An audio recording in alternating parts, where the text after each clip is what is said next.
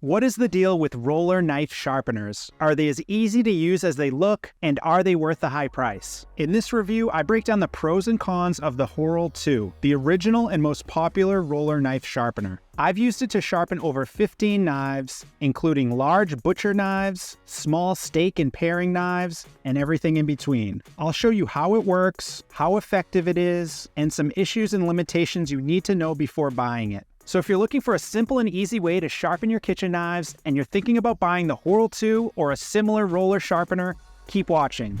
The Horl 2 comes with a 420 grit diamond disc for removing nicks and sharpening, and a 1000 grit ceramic honing disc for refining and finishing the edge. The body of the sharpener is available in 2 wood finishes, a lighter oak or a darker walnut. It also comes with a magnetic angle support that attaches to the side of the knife. It has 2 angle options, 20 degrees and 15 degrees. This ensures you get a consistent edge angle on both sides of the blade every time. They also sell a premium sharpness set that includes a leather strop for cleaning the edge and 3000 grit and 6000 grit discs for an even smoother edge. For most home cooks, these additional discs aren't necessary, but if you decide to get them, you can easily change the discs by screwing them on and off.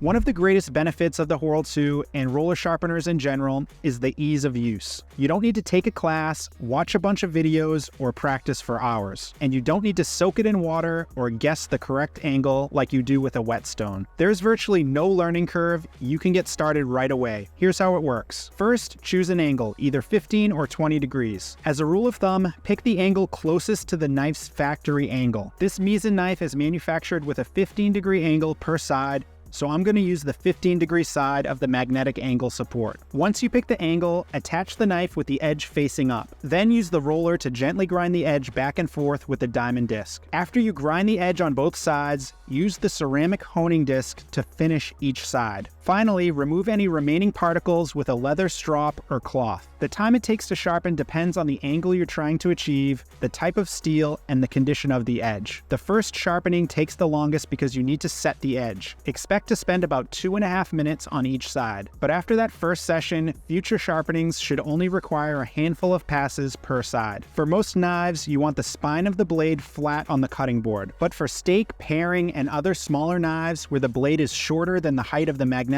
angle support, you need to position the knife higher on the magnet so the edge is sticking out. For wider blades that are higher than the grinding disc, place the knife and the magnetic angle support next to a thicker cutting board and roll the sharpener on the cutting board. My one complaint is that the magnetic angle support is only 2¼ inches wide, so the end of the knife can bend when rolling towards the tip. This happens often when sharpening chef's knives, which get thinner and more flexible toward the tip. There are 2 solutions. One is to apply less pressure so the blade doesn't bend. The second is to sharpen the knife in 2 steps. After sharpening the first 2/3 of the blade, move the magnetic angle support closer to the tip and sharpen just the tip. It's not ideal, but it works.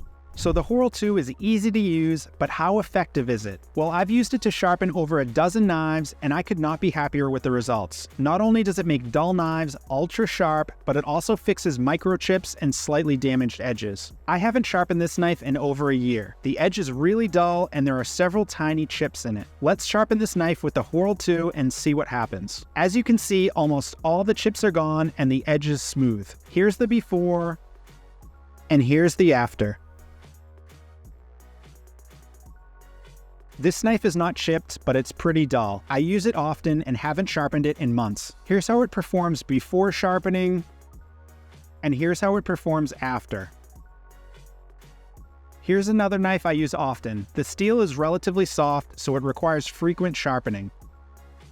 Here's how it slices before using the Horl 2, and here it is after. The point is, this sharpener is not only easy to use, but it works really well, and the results speak for themselves. One warning, if you're sharpening knives with a full bolster, which is the thick part of the blade, you need to be careful when rolling back toward the handle. If the diamond disc hits the bolster, it will leave a mark. That said, you shouldn't have any issues if you go slow and stop right before the bolster.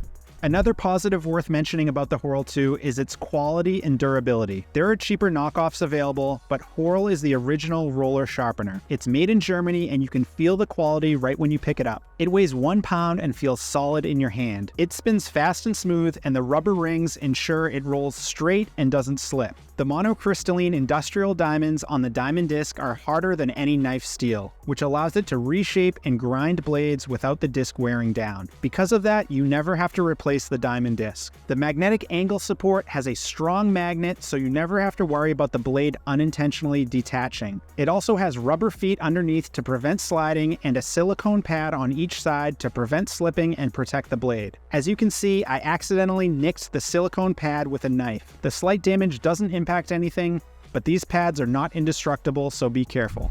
As much as I appreciate the ease of use and effectiveness of the Horl 2, it has some limitations. For example, you only have 2 options for the edge angle, 15 and 20 degrees. If you want a finer 10 or 12 degree angle or a wider 25 degree angle, you can't get that with the Horl 2. For example, this made-in chef's knife has a factory edge of 12.5 degrees per side. So with the Horl 2, I can never get it as sharp as it was out of the box. Similarly, it only comes with 2 grit options, the 420 grit diamond disc and the 1000 grit ceramic honing disc. Finer or more coarse grit discs are available, but you have to buy them separately and they're relatively expensive. Also, it works great on most standard knives, but it's not ideal for long blades with a significant curve like this scimitar. The curve prevents the blade from making full contact with the magnet, and you need to reposition the knife a few times to ensure the edge is even.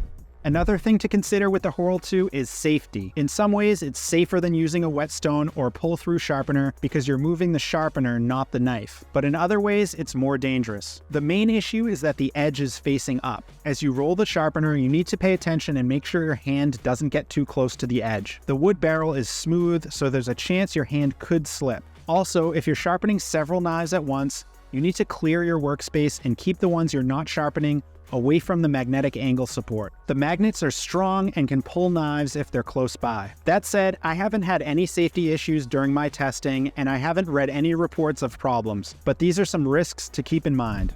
Another major factor to consider is price. The Horl 2 is relatively expensive. It's currently listed on Horl.com for $189. And if you wanted the 2 additional finer grit discs and leather strop, the premium sharpness set is another $139. You could get a pull-through sharpener or a whetstone for significantly less. So is the Horl 2 worth buying? If you're a knife enthusiast who enjoys learning about sharpening and is willing to spend time practicing and perfecting the process, the Horl 2 is not for you. A whetstone is more versatile, precise, and in most cases, cheaper. But if you're the typical home cook looking for a simple and effective way to keep your knives sharp, the Horl 2 is absolutely worth it. It has some limitations, but it does a much better job than a pull-through sharpener, it's less expensive than many electric sharpeners, and it doesn't have the learning curve of a whetstone. It's a simple device that takes the guesswork out of sharpening. It's also fun and satisfying to use. If you're interested in buying the Horl 2, I've linked to it in the video description. Those are affiliate links, so I'll earn a commission if you click and buy, but at no extra cost to you. If this video was helpful, check out this video where I reveal the best kitchen knives made in the USA, Europe, and Japan. And for more videos like this, click the logo to subscribe to the channel. Thanks for watching. We'll see you in the next video.